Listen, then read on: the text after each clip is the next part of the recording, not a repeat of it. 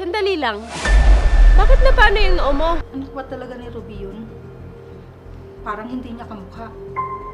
Nasaan po yung tito nila Ma'am Mitch, ni Ma'am Leia? Wala naman akong alam na may tito sila. Gusto ko sanang masigurado kung talagang patay na ang tagapagmana ni Senior Manny. Sino yun? Mukhang hindi taga dito. Alam kong sila din may kagagawan ng pagka-aksidente ng pinsan ko at pamangkin kong si Jairus. Ano yun, anak?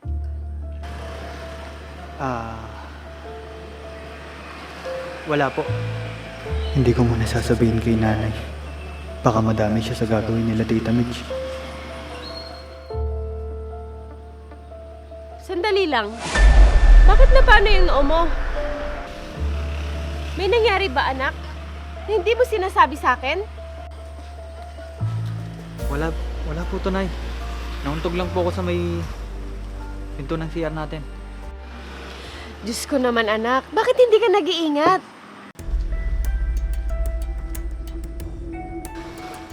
Teka, kumain ka na ba? Opo, Nay. Tapos na po. Bakit ka pala pumunta dito? Paano mo nalaman na nandito ako? Hinanap po kita, Nay. Nagtanong po ako sa address ng bahay na to. Namiss mo talaga siguro ako, anak, no? Opo, Nay. Hindi ka na po kasi umuwi.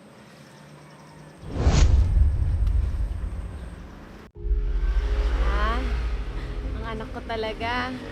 Ako din naman, namiss kita. Pero hindi kasi ako makapagpaalam kay madam.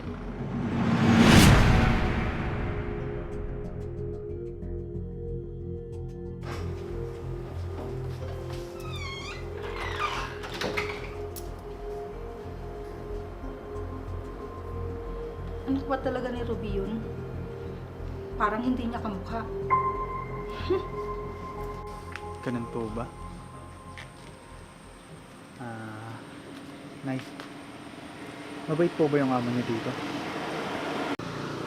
Ah, okay naman sila. Si madam lang yung medyo masungit. Si Ma'am Leia, mabait yun. Si Tita Leia? Nasaan po yung Ma'am Leia niyo, Nay? Wala siya. Kanina umalis siya. Pero mamaya, baka darating na rin yun. Ganun po ba? Sigurado po ba kayo, Nay, na hindi nila kayo pinagmamalupitan? Hindi naman, anak. Ate Ruby, Nandiyan na pala si Ma'am Leia. Pasok pa kayo.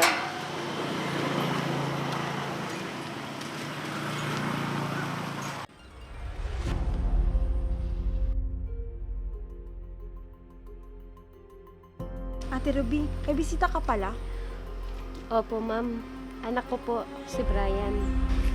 Tita Leia, Kamusta ka, Brian? mabuti naman po. Tita, Ate Ruby, ba't di na lang kayo pumasok sa loob at dun kayo magkwentuhan? Tara, anak. Pumasok tayo sa loob. Salamat po, Ma'am Leia.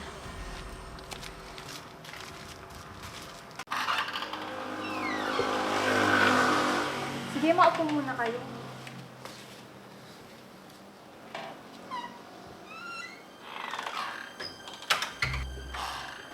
namiss ko dito sa bahay. Anak, maupo muna tayo. Sige na, Brian, huwag kang mahiya.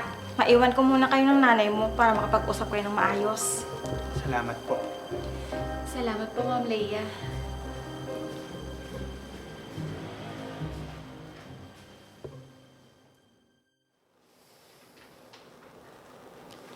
Nay. Sino po yung mga kasama niyo dito? Tsaka, nasan po yung tito nila Ma'am Mitch, ni Ma'am Leia? Tito? Wala naman akong alam na may tito sila. Ibig sabihin, wala dito si Lolo. Nasan kaya siya? Ang nandito lang nakasama ni Madam Mitch ay si Ma'am Leia at si Sir Berto. Ganun po ba?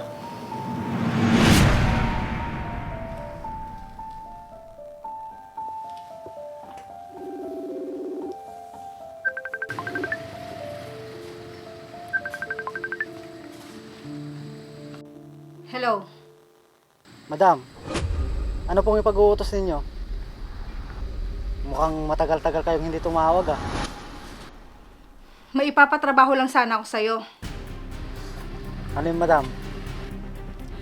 Gusto ko sanang masigurado kung talagang patay na ang tagapagmana ni Senior Manny. Ah, yung batang kasama sa aksidente nun. Dahil hindi pa lumilitaw ang bangkay niya, kaya hindi tayo nakakasiguro kung patay na siya. Madam, hindi ka pa rin ba naniniwala? Baka nalunod o kaya kinain na ng pating yun. Kaya hindi na tuluyan nakita yung bangkay niya. Oo, anak. Ang ibig sabihin, wala na si Papa. Hindi siya nakaligtas sa aksidente namin noon. Anak, bakit ganyan ang mukha mo? May masakit ba sa'yo? Wala po, Nay. Okay lang po ako. Mga walang konsensya. Tinuring pa naman namin kayo mga kamag-anak. Mga tuso pala kayo. Basta, mas mabuti ng sigurado para walang hadlang sa mga plano namin. Ah, sige, madam.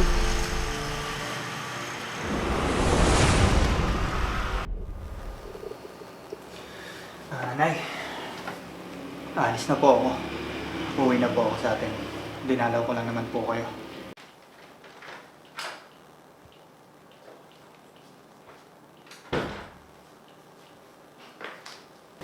Sige na po, Nay. Alis na po ako. Mag-iingat ka, anak.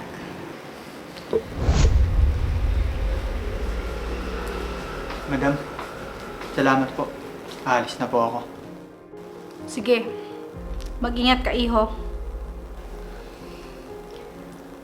Mag-iingat ka, anak, ha? Opo, Nay.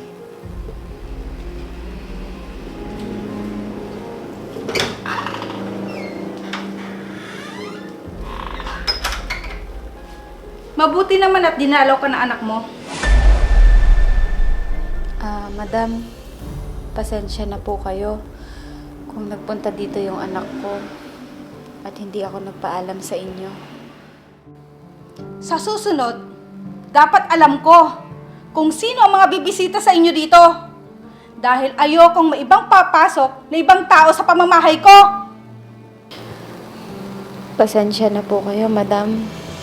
Hindi ko po alam na pupunta dito yung anak ko.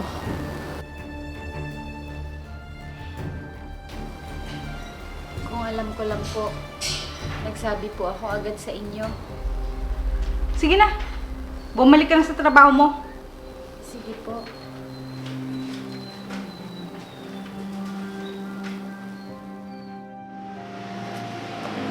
Brian? Brian? O, ikaw pala, Rysel. Halika, upo ka. Kamusta ka na?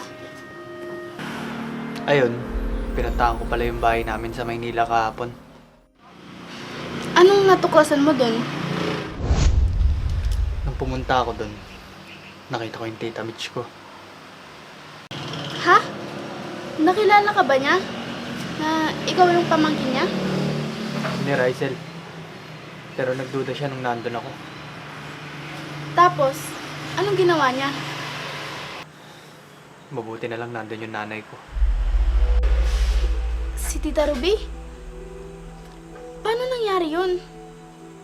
Hindi ko alam. Hindi ko alam na doon pala siya nagtatrabaho. Doon mismo sa bahay namin sa Maynila. Ano? Talaga ba? Oo, Rysel. Nagkataon lang talaga. Kamusta naman doon si Tita Ruby? Okay naman daw siya doon, Rysel. Alam niya na bang totoo? Sinabi mo na ba? Hindi pa. Hindi ko pa sinabi sa kanya. Baka kasi may masama silang gawin sa nanay ko. Lalo na pag nalaman nilang ako yung pamangkin nilang nawawala. Oo, tama ka dyan. Pero, paano na yan? Mas maganda siguro nandun na si nanay. Para may dahilan akong dumalaw sa kanya. At para makita ko rin ang mga galawan nila. Pero, malay mo naman, kapag pinaalam mo sa nanay mo ang totoo, baka matulungan kanya natuklasin ang mga plano nila. Oo nga no. Kaya dapat ipaalam mo na ang totoo sa nanay mo. Hindi. Hindi niya pa rin dapat malaman. Para na rin to sa kaligtasan niya.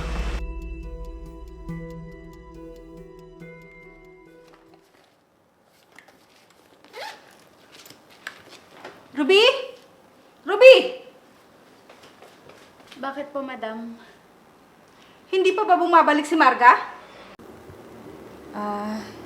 Hindi pa po, madam. Ganun ba? Aalis na ako. Baka sa susunod na araw na lang ako babalik. Pakisabi kay Leia. Sige po, madam. Sasabihin ko po. Sige na. Ilak mong maigi dito sa bahay ha. At walang makakapasok na ibang tao dito.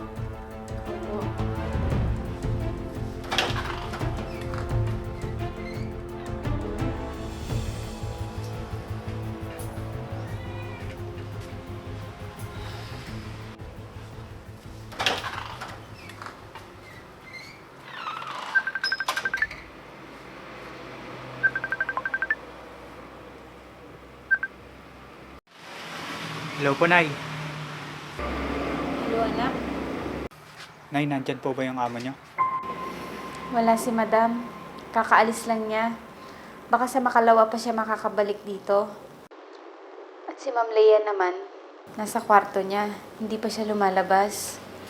Ganun po ba, Nay? Pasensya na nga po pala kayo kahapon na hindi po ako nagsabi na dadalaw po ako dyan. Oo nga eh. Ayaw kasi ni madam na may biglaang bumibisita dito. Ang higpit naman po niya sa inyo. Kaya nga, anak. Pasensya na po kayo, Nay. Baka napagalitan pa po kayo nung pumunta po ako dyan. Hayaan mo na yun, anak. Di bale, ako na lang yung uuwi dyan sa susunod. Sige po, Nay. Hintayin ko na lang po kayo dito. O siya, sige na, anak. At may gagawin pa ako. Sige po, Nay. Mag-iingat po kayo dyan.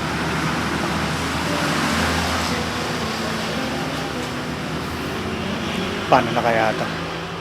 Hindi na ako basta-basta makakapunta sa bahay namin.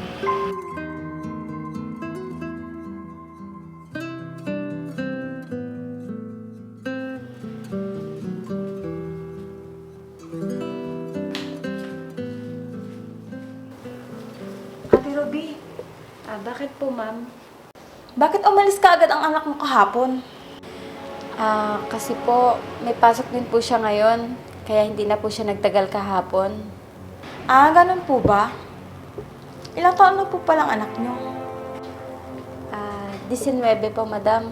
Bakit po? Ganun ba? Kasing edad niya lang yung namatay kong pamangkin. Ate Ruby, naalala ko tuloy si Jairus sa kanya. Jairus po pala yung pangalan ng pamangkin niyo? Alam mo ate, kasing bait niya na yung pamangkin ko. Magalang at malambing. Opo, Ma'am Leia. Malambing at mabait po yung anak ko. At hindi po niya ako binigyan ng sakit ng ulo. Ang swerte niyo po sa anak niyo. Sana kung buhay pa si Jairus, siguro magkakasundo sila ni Brian. Opo, ma'am. Palakaibigan din po kasi si Brian. Katulad siya ng pamangkin ko. Ma'am Leia, si Madam Mitch po umalis. Nagsabi niya, baka sa susunod na araw pa po siya makakabalik. Ganun ba? Saan kayo pupunta si ate? Baka nga may pinaplano na sila na hindi ko nalalaman. Sige po, Ma'am Leia. May gagawin pa po ako. Sige, Ate Ruby.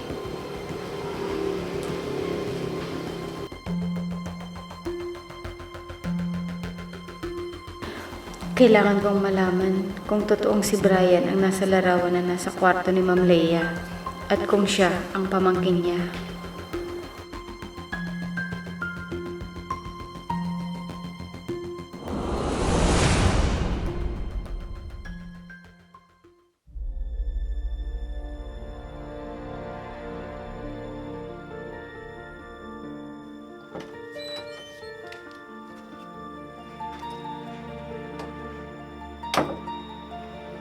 Sino yun?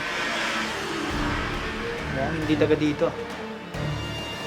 Sige, salamat boss.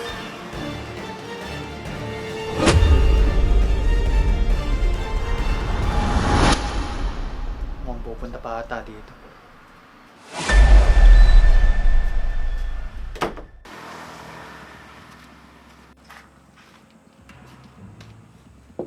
Tao po. Tao po. Tao po. Tao po.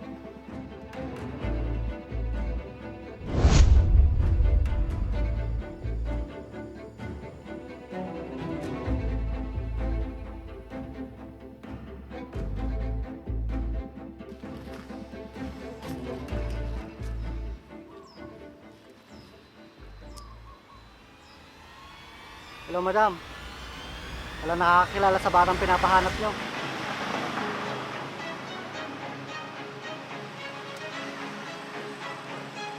Saan po naman kaya hahanapin?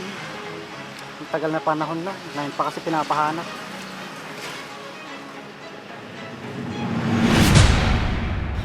Dapat mauna ako sila sa mga binabalak nila sa akin.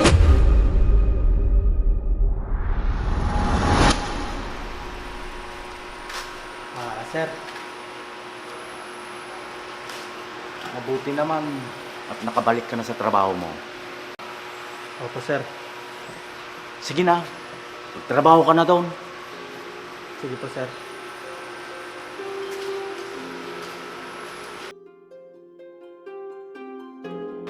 Babantayan ko ang bawat galaw mo, Tito Berto. Sisiguraduhin kong hindi niyo magagawa ang gusto niyo.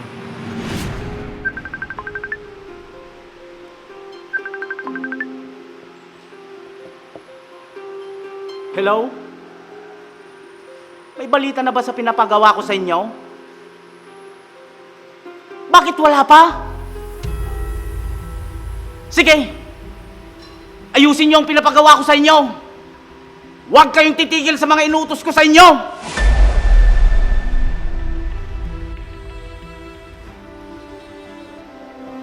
Tama. Yun ang gagawin ko.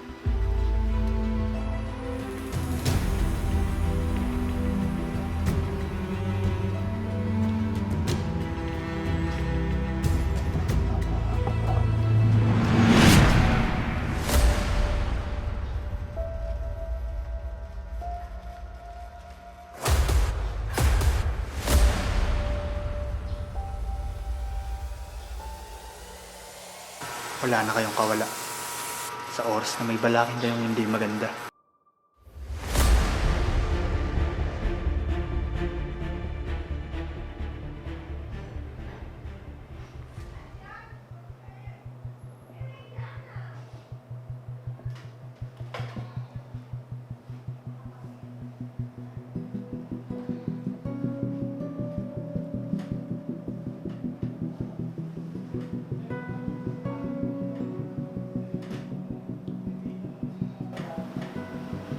Ate Ruby!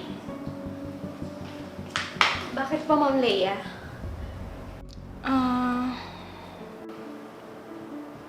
May problema po ba kayo, ma'am? May mga gumugulo kasi sa isip ko. Ano po yun, Ma'am Leia? Ate Ruby, alam kong mapagkakatiwalaan kita. Kaya, sa'yo ko lang to sasabihin. Opo, ma'am. Wala po kayong dapat ipag-alala sa akin. Kasi, ang kuya at ate Mitch ko, hindi ko na gusto ang mga ginagawa nila. Bakit naman po? Sobra ng kasamaan nila. Una, sa pinsan namin si Kuya Masong. Kaya naghiwalay sila ng asawa niya. Kasi, siniraan nito ni Ate Mitch. Grabe naman pala yung ugali ni Madam Mitch. Totoo po? Oo. Pangalawa, alam kong sila din may kagagawan ng pagka-aksidente ng pinsan ko at pamangkin kong si Jairus. Na aksidente? Oo. At hanggang ngayon, hindi pa rin nakikita ang bangkay ni Jairus. Ibig sabihin... nasan po kaya yung pamangkin nyo ngayon, ma'am? Yun na nga eh. Hindi na namin siya nahanap. Kaya, alam namin, wala na siya. Ngayon, alam ko na. Si Brian at si Jairus ay iisa.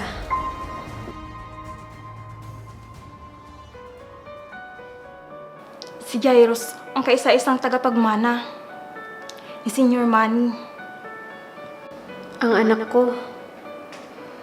Kaya pala may masamang binabalak sila, madam. Ate Ruby, may kutob akong buhay pang pamangkin ko. Nararamdaman ko yun.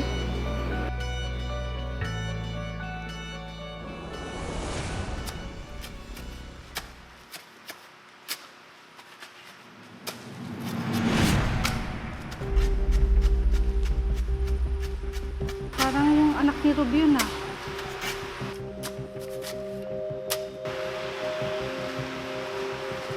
Mitch! Nandito ka na pala. Oh, Kuya Berto. Oo, kararating ko lang. Halika. Huwag tayo mag-usap. Maupo ka.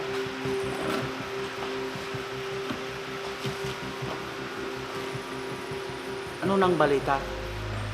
Inaayos na ni attorney ang mga titulo ng lupa. Mabuti naman kung ganon. Pero kuya, baka abutin pa ng ilang buwan kasi madami pang proseso ang gagawin. Hindi bale.